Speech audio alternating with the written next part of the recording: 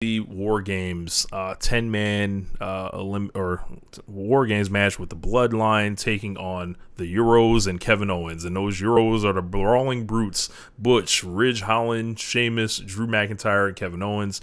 This crowd could not have given a fuck about any of these people except maybe Kevin Owens. This whole match was like, I hated this, the layout of all this. I thought the performances were fine. I don't think they rewrote the book or anything. Like I said, it wasn't some super violent match. It wasn't some super dangerous match. It wasn't anything like that. It was them just, this is a long angle essentially. Throughout the show, they had been building up Sami Zayn, talking backstage with Roman Reigns, and Roman Reigns giving him the Godfather hug and stuff like that. And they came into this thing, and the key point of the match was Sami Zayn being the second one to come in, and he had to go save Jey Uso from getting stomped out, while Butch and Ridge stomped this man out, and there's no reaction. Everything's fucked up on this match. Like, as far as the inversion of everything, it's like, hold on, man. This whole entire match was designed for the Bloodline, these heels that cheat every month. Every time I tune in and see this, if I'm I'm giving you guys the pay-per-view watchers experience. I'm not watching their week-to-week, stuff, right? So bear with me. But when I watch these guys, there's a fucking mystery man jumping out of everywhere. There's like random people coming out to aid Roman Reigns and holding the belt. These are things that you would think would draw boos, right? But they're not. And then anymore. Also the part where it's like he has his whole family around him, right? If you will, the whole bloodline around him, and he's manipulating and gaslighting them all the time for his own benefit, and he's a selfish prick. And people are cheering this. Right, and it kind of goes along with. I'm gonna let you get your point. Like, to me, it just screams like you got the people that are WWE fans, like they're just turning their brain off and they're just front running because that's the case with WWE being such a heat company for the last 20 years, or since the screw job, is like there's so much heat. I'm just gonna cheer for whoever wins because whoever wins is the top face anyway. So whether it was John Cena when he was the top face, Roman Reigns since then, and Roman Reigns now a heel, they're still cheering for him like he's top face because he always wins. They should have turned him back face by now. Yep, you would think that. This entire match was like designed around, the interplay with Zayn and Jey Uso, Roman Reigns evening the odds heroically at the end and standing in battle with his at full strength team. When I tell you nobody cared about the Euro dudes, no one gave a fuck. It could have been me and you in there with them. It was just like Drew McIntyre challenged for the championship a month or two ago, cold as a fucking block of ice, sitting there fighting Solo Sikoa, and it's like, why is he not just kicking the shit out of this guy and destroying him? It just, they squared off. It was like a quick little part in the match, and then it was moving on. I got a question. Do you remember when they were doing the Wyatts? This is like 2016 or 17. I can't remember. No, 16. And Braun had just got brought up as the Black Sheep thing. Mm-hmm. And Ambrose and Reigns needed a mystery partner, turned out to be Jericho. But before Jericho had showed up as a mystery partner, like two motherfuckers dressed up in SWAT gear walked into the ring next to Roman and Ambrose, and then security promptly dragged them out. Like, that would be what it would be like if, like, you say that if me or you were in there when WWE ring, be like, we just showed up and it's like, who are these motherfuckers? Get them. They're not supposed to. They're on the card. They're on the marquee. We don't know them. They're not employees. They're not getting paid for this. Like, get the fuck out of here. So, like, that's what made me laugh when you said.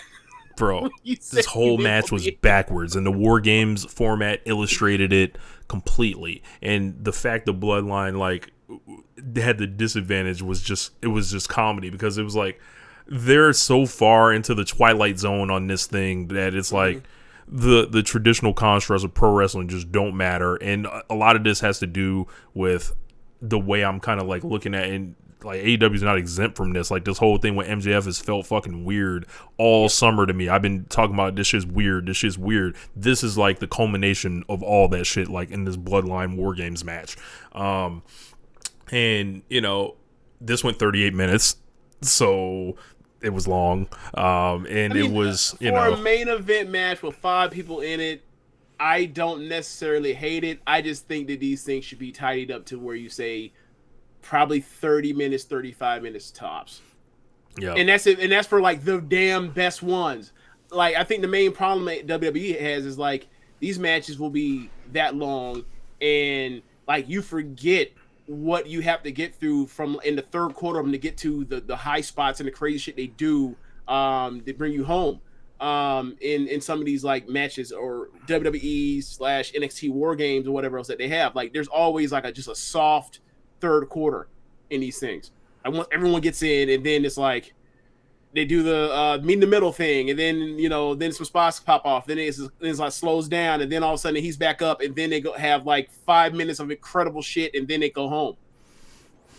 I think I'd be much more interested if this was Walter leading this thing or Gunther leading this thing against like the Bloodline, but they're terrified to flip them face. Apparently, they don't want to change anything. So, I think the whole thing is toxic. Like, this didn't do anything for any of the baby faces in this match. This was I heard that they're trying to do like they're trying to like go towards the Owens and Roman thing again.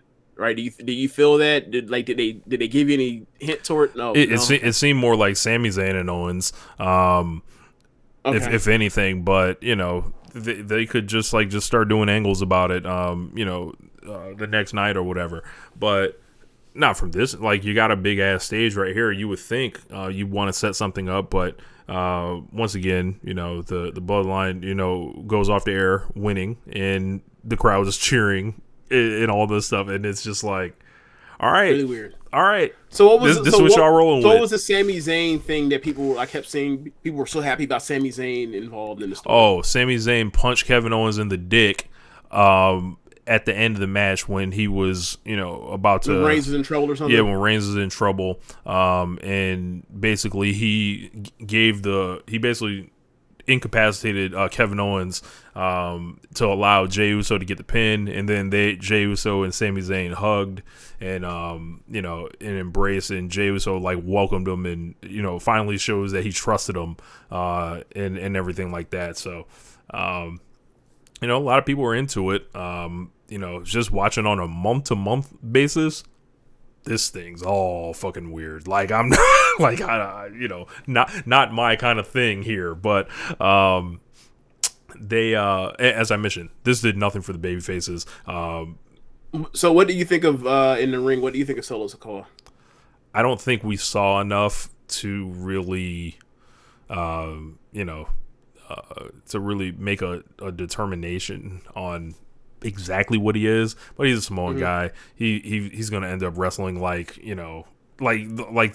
has a rough outline of every like kind of Samoan guy of his size, like an Umaga kind of. Like, he seems like he has that rough outline. Okay, because like that's the thing that's kind of killing me when it comes to this Bloodline thing, or why I'm off of it, is like, okay, you have a faction, it's on top, tag champions, double champion.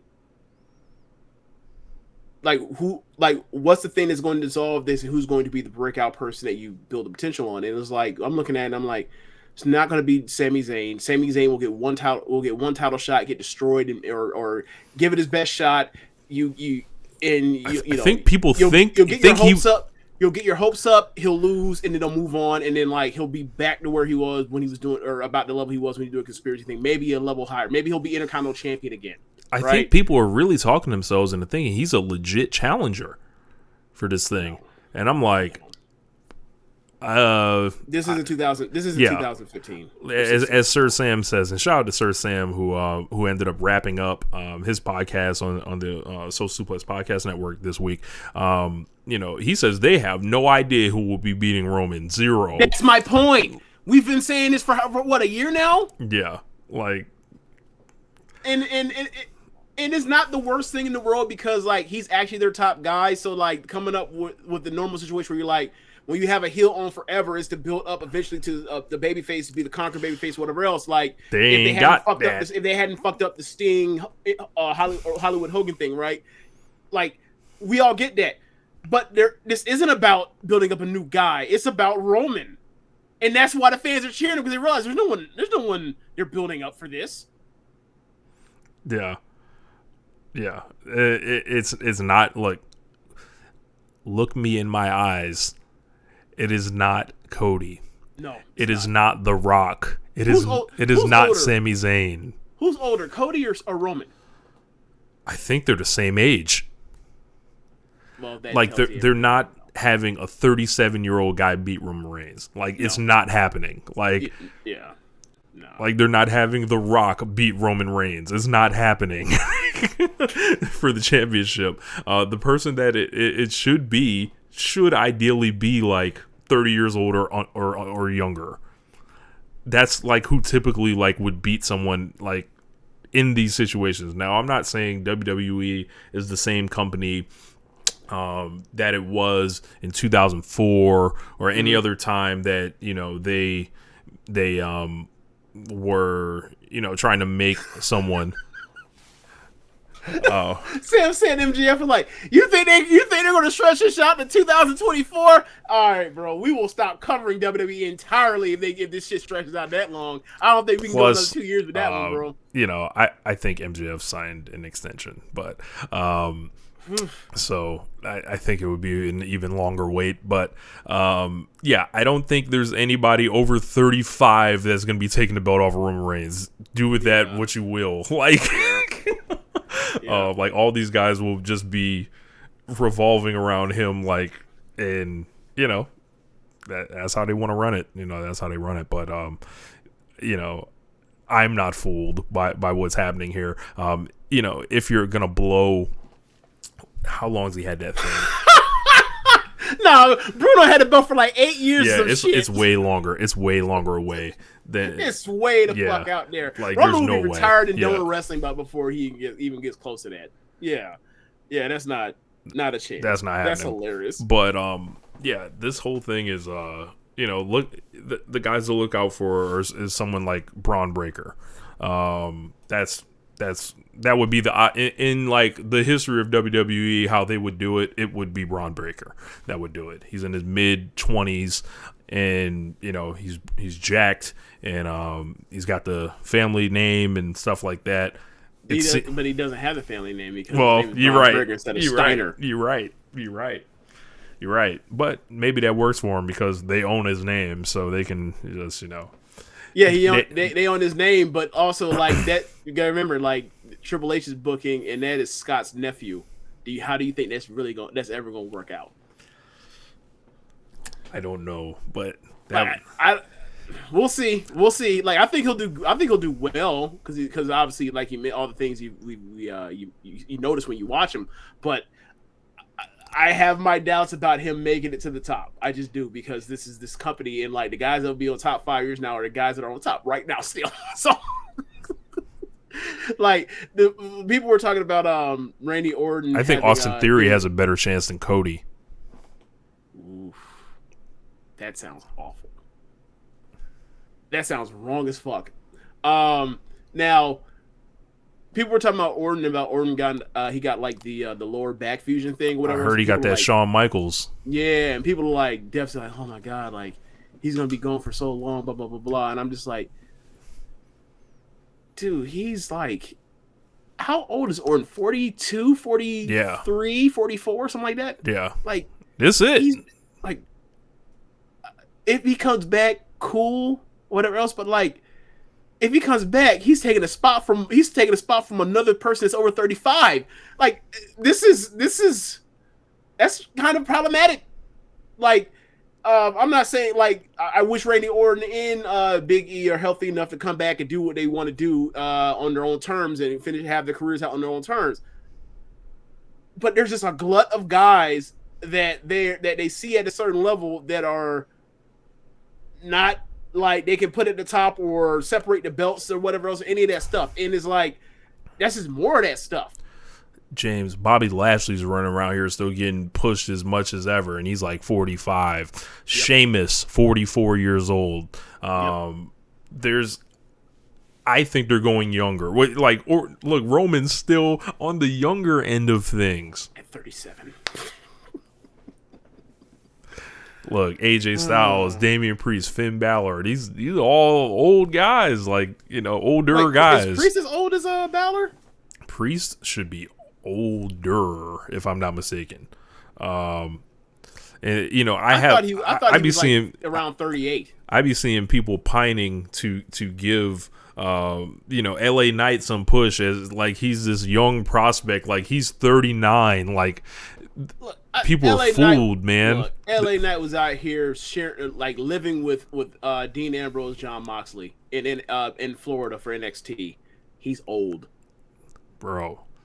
Yeah, so like no, not saying that being old or whatever else is a thing, or being so age obsessed is a thing, but it's like you look at the age, you look at the TV age, whatever else, and like some of these people that have been around forever, and it's like you already know them and you already know where they're slotted, so you don't have reason for optimism given the history of WWE over the last 20 years to think that like they're going to buck that trend. There's not really much there in that term. Like you get slotted and that's kind of your lot in life until you're done or they're done with you. Yep. And I think that's something, New Japan and AEW have young champions right now. Say what you want about, Jay White or MJF, but they've like at least like looked to that next kind of generation. So they at least have these guys going forward. Right. But that's the thing though, Rich, right? What are Will Ospreay and Jay White's ages again? You just mentioned. I believe Jay White it may be 29 or 30, and MJF is 26. I remember people talking about him being Jay White being 26 in 2019. I think so. Yeah, that's about right. That's about right. So, but that's the thing though, right? Those guys in New Japan has those guys at 29 or 30 right now, right? He just turned 30. Okay, so 30 and Ospreay's 29, right? But you already know what's going to happen. They're gonna one more year, 2 more years, whatever else. WWE is going to come knock on their contracts over, or AEW, and especially someone like Ospreay. And what you're gonna get? You're gonna get Ospreay at the twilight of his prime. You're gonna get him like the AJ Styles situation when he first came in. It's like, oh my God, look how fucking awesome he was for the first 2 years, and then it's like now. Injuries, all the injuries have caught up. All the injuries that he's done all these years doing all these crazy shit to get to this point. He finally has a chance to show us the earn his spot or whatever else coming in, hits the ground running, and then everything else after that is the vacation on the back end. And there's nothing necessarily wrong with that, but it's like it's just a weird feeling right now with like looking at I guess American, or I almost said English speaking wrestlers right now. It's like the cream of the crop, like under 30.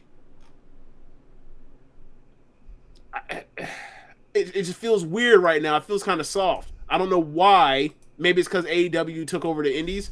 I don't know. But it kind of feels like I can't pick like thinking of. Maybe it's still Ospreay, and I'm just like overlooking it because Ospreay is like seems too obvious. Maybe that's what it is. I don't know. But like looking at like who could be the quote unquote next. I don't even mean necessarily next guy as far as like the top guy or whatever, but like the next person that's going to be like someone they could push really super hard. Everyone will be and most people will be into it. Crudler says, "Could Logan Paul be the guy to beat Roman?" Yes. Yes. Yeah. Yeah. He's actually like if I were to lay out everything on paper of their available options right now, and he comes back and he was like, yo, I want to do this like for real. Yes. Yeah. A reason why I wrote him off is because like I don't know what his injury situation is right now, and like it's while he has done a few wrestling matches, I don't know if he's in that mindset of like I'm okay with like doing a whole bunch of rehab when shit goes left for the rest of my life, like these people are that are lifers in this. So I don't know. So yeah, that's kind of the reason I didn't think of him, but that's the reason why I kind of like he didn't even come on my radar just now. But yeah, he could definitely if he hadn't messed up his knee, I would have been like, yeah, definitely, I can see that. I could definitely see him on the short list. But that would be weird too, because that's so unconventional. Yeah, but